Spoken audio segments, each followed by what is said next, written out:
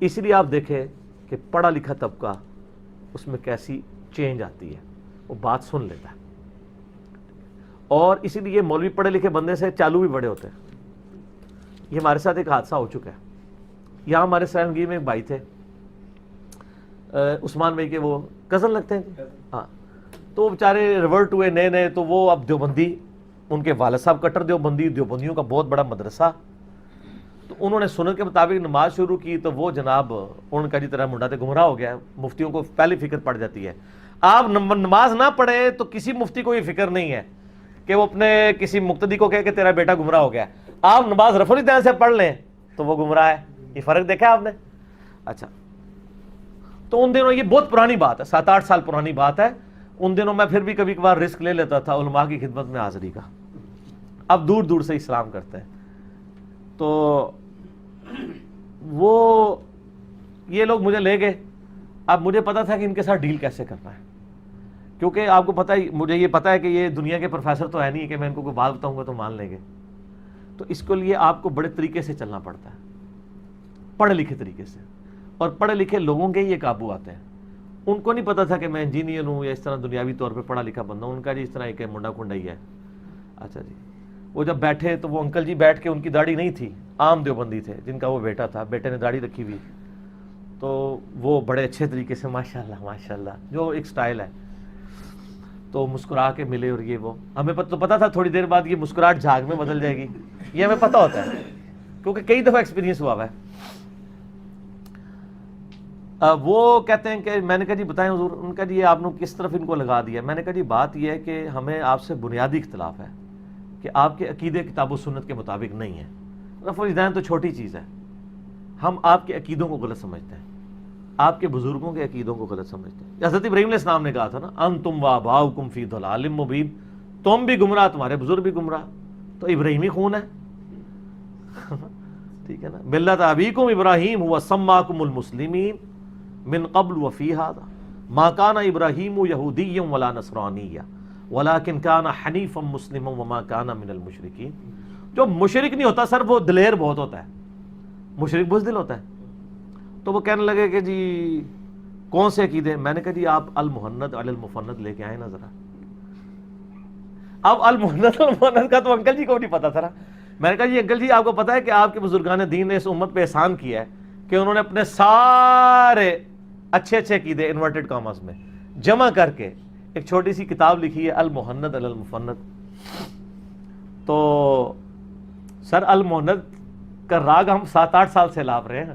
اب تو خیر بچہ کہہ رہا ہے، اب تو المحند ختم ہو گیا، المحدث علی المفند، مفندین آ چکی ہے. ایک انجینئر اتنے پاگلوں پر. اچھا، وہ کہنے لگا جی وہ کیوں لے کے؟ میں نے کہا آپ کے پڑھیے؟ کہتے ہیں ہاں پڑھیے. میں نے کہا آپ لائیں ذرا، میں اس میں بتاتا ہوں. وہ عقیدے تو یہ انکل جی ماننے کے لیے تیار نہیں ہوں گے جو آپ سے مناظرے کے لیے ہمیں لے کے آئے ہیں. آپ ان کے بھی آپ مناظرے یہ بھی نہیں مانیں گے. تو میں نے کہا آپ وہ المحند لے کے آئیں. تو وہ کہتا ہے کہ جی آپ بتائیں کیا مسئلہ ہے. مجھے پتا تھا، میں نے اس کو بتایا یہ تو مطلب لڑے گا. میں نے نا پہلے انکل جی کو پکا کیا، جو دیوبندی انکل جی.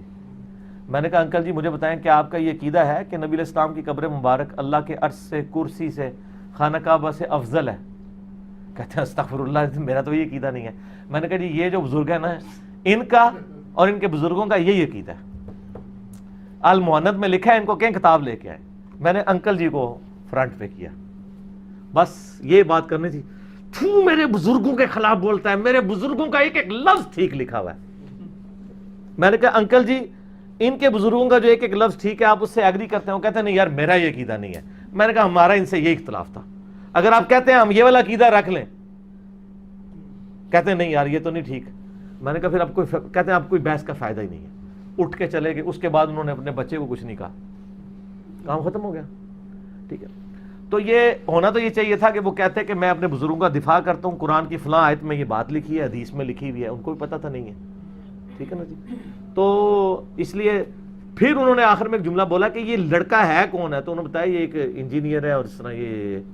ان کا آپ نے پہلے کیوں نہیں بتایا کہ یہ پڑھا لکھا بندہ ہے؟ پڑھے لکھے بندے تو گمراہ ہوتے ہیں، ہم تو ان سے بات بھی کرنا گوارا نہیں کرتے. یہ بات اصل میں نے آپ کو بتانی تھی مفتی صاحب کی کہ پڑھے لکھوں سے یہ جھرک جاتے ہیں، کیونکہ ان کو پتا ہے کہ جب ان کو کاٹنے لگیں گے نا، یہ پہلے گیچی پکڑ لیں گے ہماری. ٹھیک ہے نا, وہ دانت کھلے ہی رہ جائیں گے ایسے کر کے, ٹھیک ہے نا, تو وہ دانت بند نہیں ہوں گے, ٹھیک ہے, یا بند ہوں گے تو یہ پہلے ہی پکڑ لیں گے, کھول نہیں سکیں گے. آپ کو پتا ہے مگرمچھ جو ہے نا 3000 پاؤنڈ کی طاقت سے یہ اپنے جبڑے بند کرتا ہے, لیکن کھولنے کی طاقت اس کی بہت کم ہے. اگر آپ اس کو ایک ہاتھ سے بھی یوں پکڑ لیں جبڑا کھول نہیں سکتا. 3000 پاؤنڈ 1500 کلو گرام وزن آپ اٹھا سکتے ہیں؟ میرا تو اپنا وزن 70-80 کے قریب ہوگا, میں کیا 1500 کلو اٹھا سکتا ہوں؟ اس طاقت سے وہ بند کرتا ہے جبڑے. تو دنیا کا کوئی جانور اس کے جبڑے بند کرنے سے, کوئی انسان بھی اس کو روک نہیں سکتا, لیکن جو اس کی کھولنے کی صلاحیت ہے نا وہ اتنی کم ہے کہ اگر آپ اس کو ہاتھ سے یوں پکڑ لینا, دیکھیں یہ اللہ کی یار یہ بھی قدرت ہے. اس کے جبڑوں میں یہ طاقت نہیں کہ آپ اس کو ہاتھ سے پکڑ لیں اور یہ جبڑے کھول سکے. اسی آپ دیکھیں وہ اتنے بڑے بڑے کروکوڈائلز کو پکڑتے ہیں, ساتھ ہی ٹیپ لپیٹ دیتے ہیں. ٹیپ کیا چیز ہے, آپ رسی بھی لپیٹ دیں 3000 پاؤنڈ کے آگے تو لوہے کی رسی بھی کچھ نہیں کرتی. لیکن یہ اللہ نے اس میں کمزوری رکھی ہوئی ہے, آپ کے علماء میں بھی یہ کمزوری ہے. اگر آپ ٹائم کے اوپر ان کو ٹیپ لگا دینا اس طریقے سے جس طرح میں نے لگائی ہے, پڑھ لکھے طریقے سے, یہ 3 لاکھ پاؤنڈ بھی ہو یہ کھول کچھ نہیں سکتے. تو وہی ہوا کہ وہ اس کے جبڑے میں نے پہلے ہی بند کر دیے, تو وہ کھولنے کی طاقت پتہ ان کو نہیں ہوتی ہے. تو اس لیے یہ میں نے ایک تفنن کے طور پہ آپ کو بات ہے.